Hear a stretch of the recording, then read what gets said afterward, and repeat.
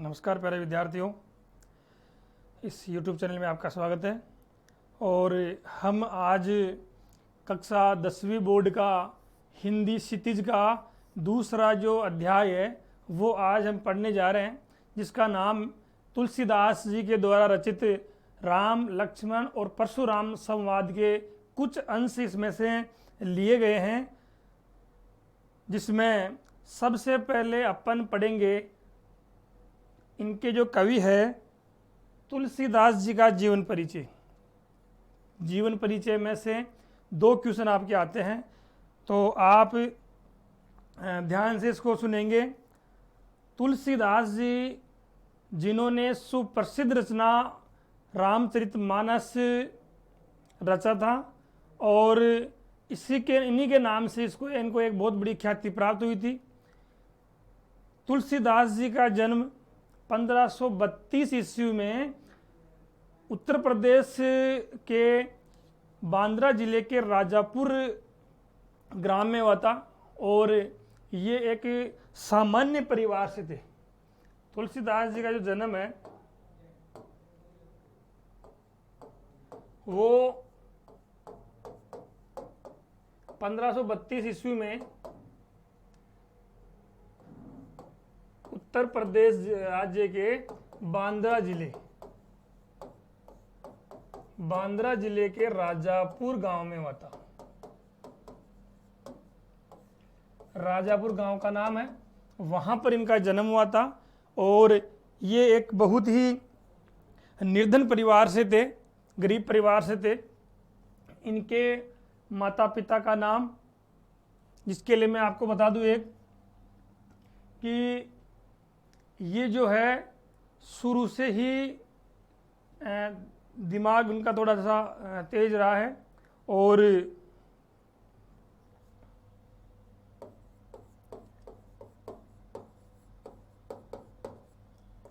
इनका जो परिचय वो है कि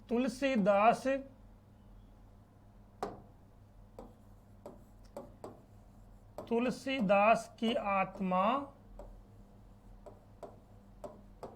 हुलसी,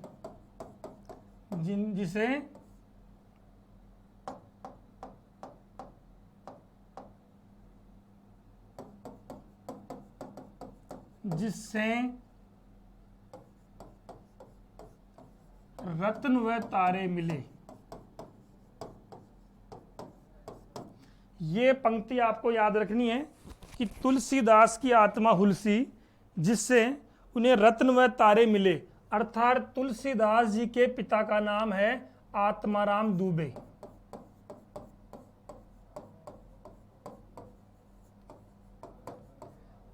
पिता का नाम है आत्माराम दुबे और माता जी का नाम है हुलसी देवी।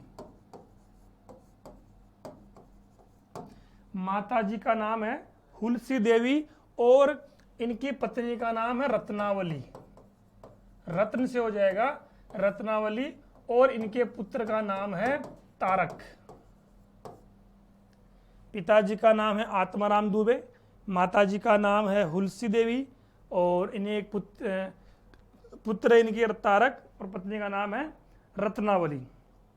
और रत्नावली के बारे में एक कहानी भी है जो आपने सुनी होगी कि ये अपनी पत्नी से बहुत अधिक प्रेम करते थे और एक बार जब ये अपने पिहर चली गई थी तब इन्होंने अपने ससुराल के पास में ही जो है पूरा मकान किराए पे ले लिया था, जिस कारण उनकी पत्नी ने उनको बहुत ही ज़्यादा ताना मारा कि जितना ध्यान मेरे में है उतना ध्यान अगर श्री राम में लगाओ तो तुम्हारा उद्धार हो सकता है। ये बात तुलसीदास जी के मन को बहुत अखरी और तब से उन्होंने अपने मन में श्री राम प्रभु की सेवा का जो है बीड़ा उठाया, अपने मन में श्री राम की सेवा, अपने राम भक्ति को जगाया और राम की सेवा में वो लग गए। और 1574 ईस्वी में उन्होंने लेखन कार्य प्रारंभ किया। लेखन कार्य शुरू किया उन्होंने 1574 में। उसके बाद में वो लिखते गए और श्री राम को अपने मन में बसाकर श्री राम के प्रति उन्होंने कई प्रकार की जो दोहे लिखे। इनके दोहे बहुत चौपाइयाँ हैं जो इनकी प्रसिद्ध है। दोहों में जैसे याद रखने के लिए बता दूं मैं आपको, गीता, कृष्णा, कविता, ये नाम आपको याद रखने। गीता है, कृष्णा है, कविता है, विनय है, विनय देवी याद रख लो, गीतावली, कृष्णावली, कवितावली, विनय पत्रिका और देव से देव हनुमान। ये जो है इन्होंने दोहे लिखे, गीतावली, कृष्णावली, कविता, विनय पत्रिका और देव हनुमान, ये उन्होंने दोहे लिखे। साथ में ही इन्होंने छोटी छोटी रचनाएं की, लघु रचनाएं की, जिनमें बरवे रामायण है, राम लला नहचु है और जानकी मंगल है।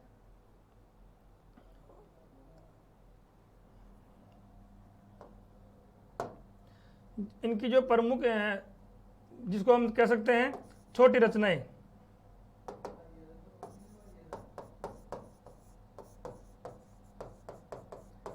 छोटी रचनाएं जिनमें एक है राम लला नहचु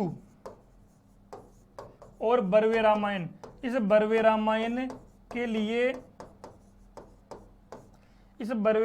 के लिए उनको एक तरह से प्रसिद्धि मिली थी और इनका जो ये रचना है बहुत ज़्यादा प्रसिद्ध हुई थी आगे जाके।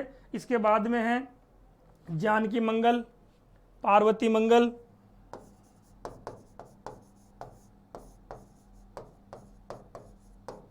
जानकी मंगल और पार्वती मंगल। ये इनकी जो छोटी छोटी रचनाएं हैं जो बहुत ख्याति प्राप्त है। संकट मोचन है,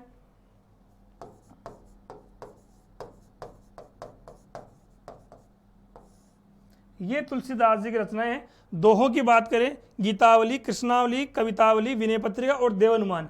रचनाओं की बात करें, राम लला नहचु, बरवे रामायण, जानकी मंगल, पार्वती मंगल और संकट मोचन, ये इनकी छोटी रचनाएं हैं। और इन सबसे अधिक जो इनका जो नाम है, जो इनका ग्रंथ है जो प्रसिद्ध हुआ, उसका नाम है रामचरितमानस। और इस अध्याय में इनकी जो रामचरितमानस में ही एक पद्य भाग लिया गया है जिसका अध्ययन हम करेंगे। और 91 वर्ष की आयु में, 91 वर्ष की आयु में ये स्वर्गवासी हो गए थे 1623 ईस्वी में। जगह का नाम पूछे तो बनारस आएगा। बनारस में 1623 ईस्वी में 91 वर्ष की उम्र में इनकी मृत्यु हो गई थी। तो इसके बाद में ये है आपका कवि परिचय जो आपको याद करना है। इसके बाद में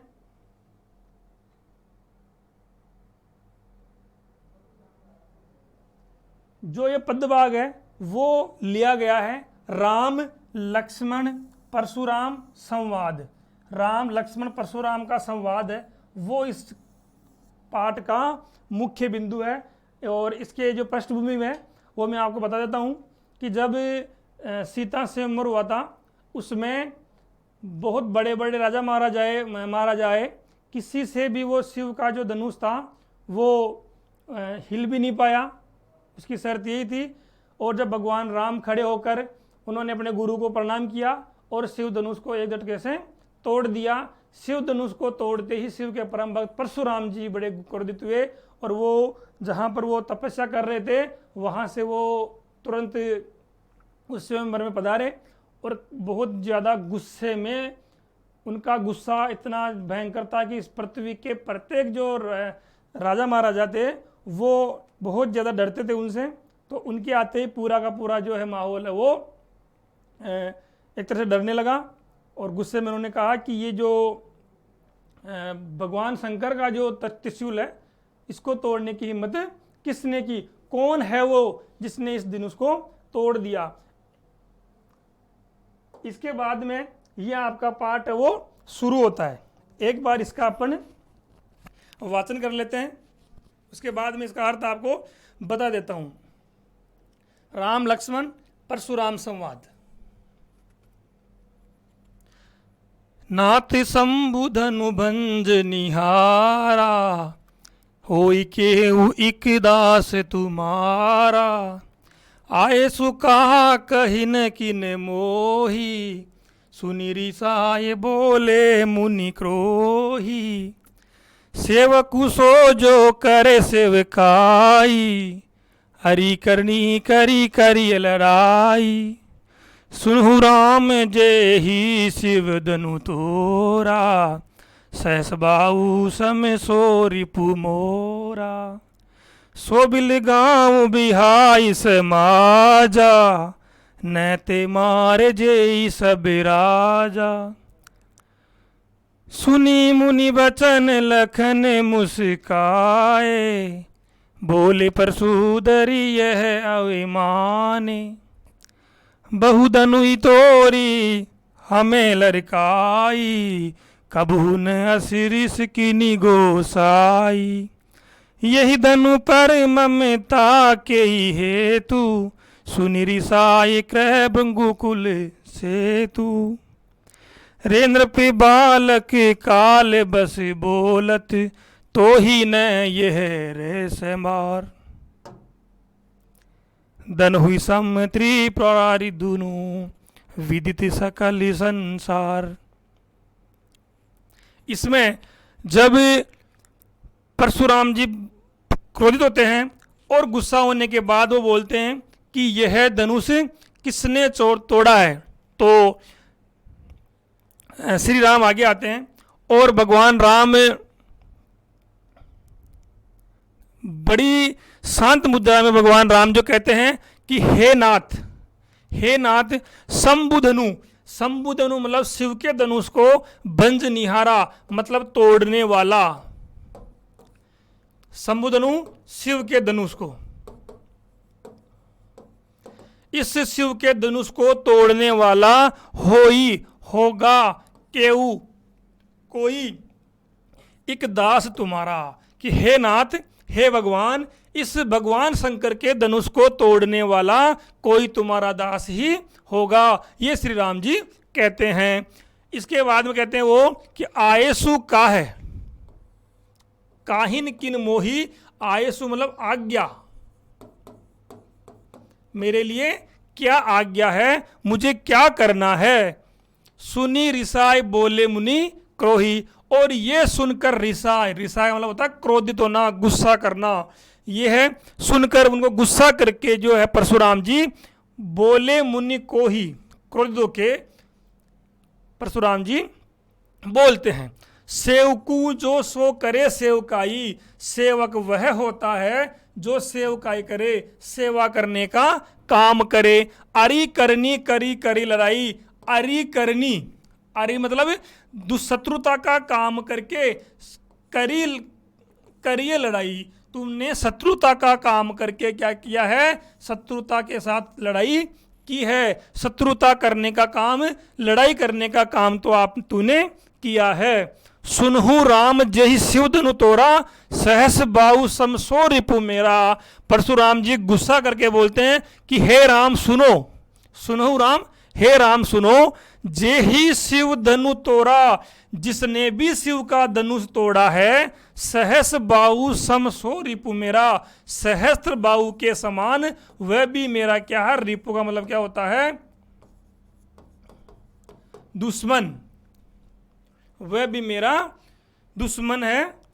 सहस्त्र बाहु जिसकी 1000 भुजाएं थी, उनके उसके समान वो मेरा क्या है, शत्रु है। इसलिए सो बिलगांव बिहाई समाजा, इसलिए वो जो भी है, बिलगांव का मतलब होता है अलग होना, अलग होना, बिहाई समाजा, ये जो समाज है, यहां पे जितने भी राजा महाराजा खड़े हैं उनमें से वो अलग हो जाए। जिसने भी ये काम किया है वो इस समुदाय से, इस समाज से क्या हो जाए, अलग हो जाए। न ते मारे जे ही सब राजा, नहीं तो मारे जाएंगे सब राजा।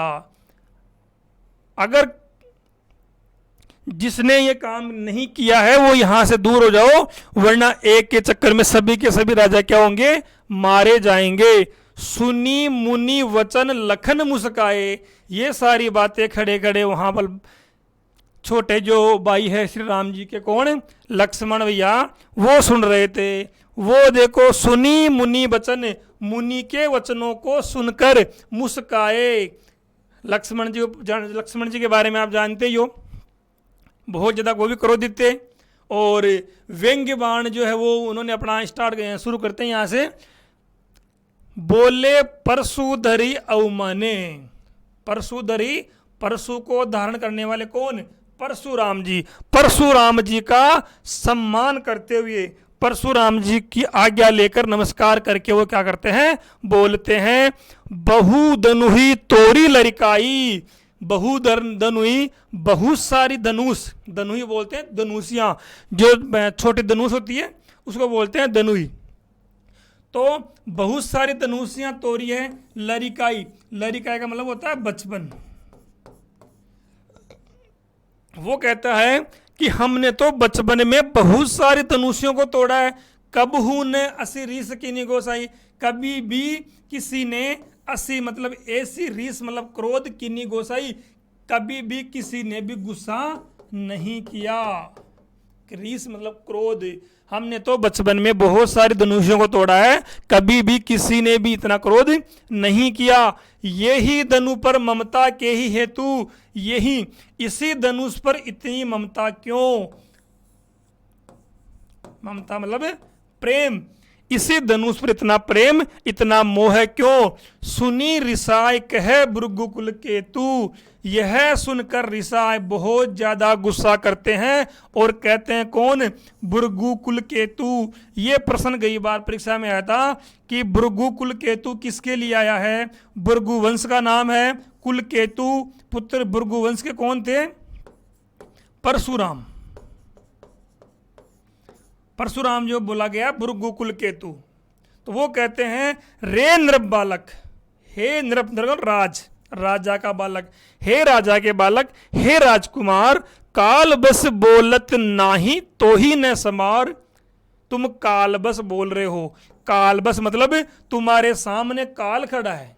वो अपने आप को काल, कि जब मेरे नाम से इतने राजा महाराजा बड़े बड़े देवता तक घबराते हैं, तू उस इंसान के सामने खड़ा है, बोलत तो ही न संभाल, तुम्हें बोलने की संभाल बिल्कुल भी नहीं है, तुम्हें बिल्कुल भी होश नहीं है कि तुम क्या बोल रहे हैं। धनु ही सम त्रिपुरारी धनु विदित सकल संसारा, पूरा संसार, सकल संसार मतलब पूरा संसार जानता है, विदित मतलब जानता है, मतलब जानता है, पूरा संसार जानता है कि जो धनुया है जो तूने बचपन में छोटे दिन तोड़ी है ना, वो त्रिपुरारी धनु, त्रिपुरा शंकर भगवान का पर्यायवाची है, तो इसका नाम हो गया शिव, शिव धनु, शिव जी का धनुष। और जो तुम्हारे धनुया हैं उनमें क्या समानता क्या नहीं है, ये पूरा का पूरा संसार जानता है। ये बात है जो परशुराम जी कहते हैं किसको, वो कहते हैं लक्ष्मण को, कहते हैं कि तू जो तुलना कर रहा है वो तुलना बहुत गलत कर रहा है। इसके बाद अगला है जो दूसरा पद है इसका, लखन कहाँ हंसी हमने जाना, सुनहु देव सब धनुष समाना, का छति लाभु जनु धनु तोरे, देखा राम नयन के भोरे, छुअत टूट रघुपति नहीं दोषु, मुनि बिनु काज करिए कति रोसु, बोले चित्त परसू की ओरा, रेसट सुने हूँ सुबाऊ ने मोरा। बोले चित्त परसू की ओरा, रेसट सुने हूँ सुबाऊ ने मोरा। बालकु बोली बदो नहीं तो ही, केवल मुनि जड़ जान ही मोही। बाल ब्रह्मचारी अति क्रोही, विश्वविदित क्षत्रिय कुल द्रोही। भुजबल भूमि भूप बिनु कीनी, विपुल बार मही देवन दीनी। भुजबल भूमि भूप बिनु कीनी, विपुल बार महु देवन दीनी। सहस्त्र बाहु सम छेदनिहारा, परशु बिलोक महीप कुमारा। मातु पितु जनि सोच बस, करसी महिष किशोरे। गर्भने के अरबक दलन, परशु मोर अति घोर। इसमें जो है लक्ष्मण जी हैं वो परशुराम के ऊपर कैसे कैसे व्यंग्य कसते हैं। देखिए, लखन कहा हंसी हमने जाना। लखन हंसकर कहते हैं कि हमने जाना, हमें तो क्या जाना है कि सुनहु देव सब धनुष समाना।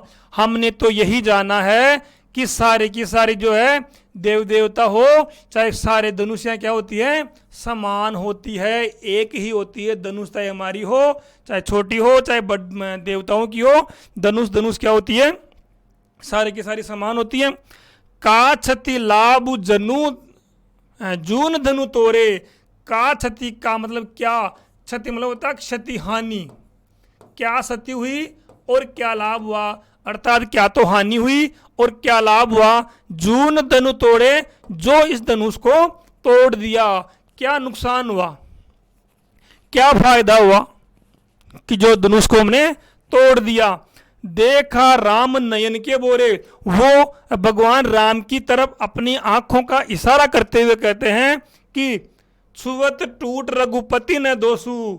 छुवत मतलब छूते ही टूट गया, रघुपति न दोषु, इसमें रघुपति का कोई भी दोष नहीं है। ये तो भगवान राम ने क्या हुआ, छुआ।